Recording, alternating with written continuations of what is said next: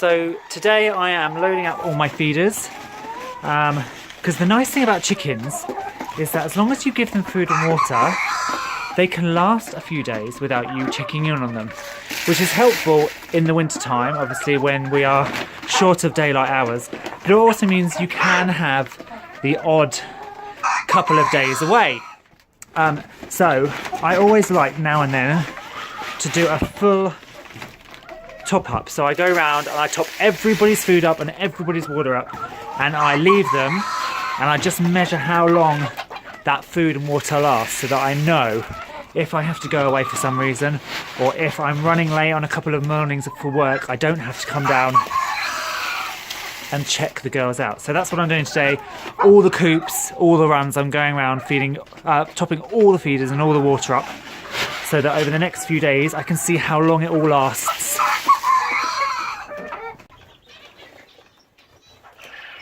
Well, the quail are now inside. I've always had this little pop hole on the aviary, but in the summertime I shut the quail out because quails and baby birds, so my zebra finches that fly above, don't mix.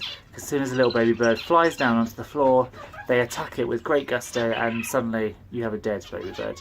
But in the winter it's good to have a little shelter where they can come in and get out of the cold.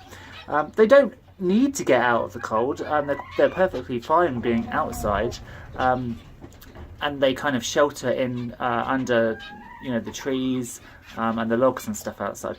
But the thing I find, if I leave their food bowls, it gets really wet, and so in the winter I like to feed them in here. They can come in and out of the cold, and also if DEFRA do a avian flu lockdown, it means I can shut the quail inside. But as you can see, out of all the quail there's actually only 3 inside at the moment, so they do prefer to hang around on the outside of that little pot. Well, the cold has finally finished off my Spanish fag, Mina Labata. You can see that these are the very last few flowers starting to fade away. However, I haven't cut it back because I'm waiting for seeds. So it has hundreds of seed pods on it. All of these little things are seed pods. However, none of them seem to have ripened yet. So I don't know whether to leave them on and let sort of the cold and dry get to them, or to take some off and let them dry indoors. So if you've got any ideas, then please let me know, because there are loads of them and I would love to salvage some of these seeds, because these seeds aren't cheap. They're a relatively new plant on the block. So I mean, they're only a few bucks, but you don't get very many seeds for that. So I'd love to save some seeds. So I'm going to just leave this vine up there for now, and there is still some colour. There is still some winter colour being provided by these flowers. And lots of vocal noise provided by this little monster over here.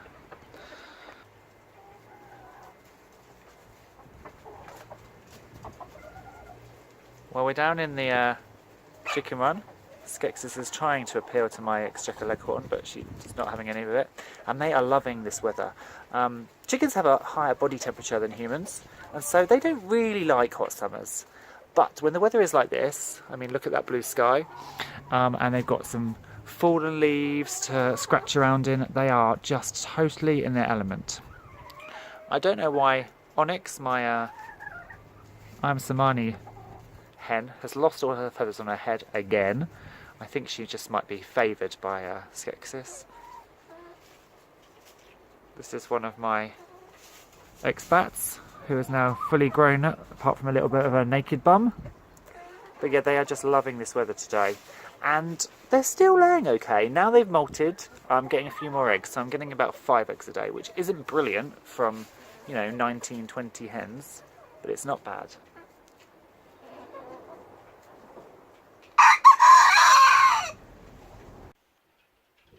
Well, today I am working on the Brimwood Farm website. I think it's important for all farms to have a kind of a website, a central place.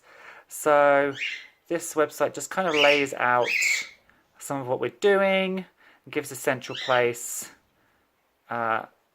for people to come and look, really. So I've just been rejigging it all. I've written up this new little section at the beginning, and I've reorganized this. So there's an about page, which obviously is about what we're doing here, who I am. There's a videos page, there's a galleries page, there's an articles page, where I've got a few articles on basically stuff that I've covered in videos, but it's more in depth. This is a new one you might be interested in. It's the future farming plans, and I've got a map of the farm, and I've laid out exactly what is going to be where. So I'll put a direct link to this in the description so you can take a look. So that's kind of got a list of what's going to be coming up, and obviously where the projects have started. And then next year, when I've got things for sale, so eggs and birds and things like that, I'll also pop a link up here to that. So that is basically today's job, is just sorting out the website.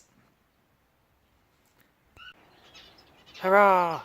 Mark the date in your calendars. November the 25th is the first frost date we've had here down south in Grays, and you can see there's a little bit of frost. It wasn't a hard frost, it was quite a light frost.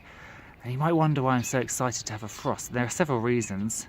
A, keeping livestock, it freezes all the mud and it's so much nicer to deal with. B, it puts plants into their proper hibernation state. If you've ever noticed, in springs, after you've had a heavy winter, frost and snow, plants seem to do better. They come up, especially roses and things like that, they flower much more vibrantly. And it's because they've been put into a proper state of dormancy for the winter, and then they've come back. And then finally, the really, really good thing is it kills bugs. All those mild winters allows all those slug and snail eggs, all those weevils and stuff just to survive. Whereas if you have a decent frost, it kills them off, and then it kills those aphid colonies and everything. So the following year, let's take this little leaf away, everything thrives that much better and gets off to a better start without all of those bugs. So I'm very, very excited to see a frost today. Well, I'm just hanging out in my conservatory. So you've seen the conservatory before. And it's one of those ones with a horrible sort of plastic roof, so it gets really, really cold in the winter and really warm in the summer. But in the warm days, winter days, where the sun comes out, it really, really warms up a lot. And you can see that it's warm enough that the hibiscus is still flowering. These begonias have been amazing, considering I completely forgot about them and didn't actually put them into pots with soil until about June. They are starting to go over, but they will continue flowering throughout the winter as long as I just take these stems off. So I'm just going to cut these stems off in a minute. The lantana, which is one of my favourite plants of all time, is just doing amazingly. It keeps flowering and it has these wonderful flowers. Isn't that amazing? I'm going to stand in front of it so you can see it without the sun glaring. And I need to get some more colours. So next year I'm going to increase my lantana collection. But for now I'm just kind of chilling in here and enjoying some warmth on this cold day.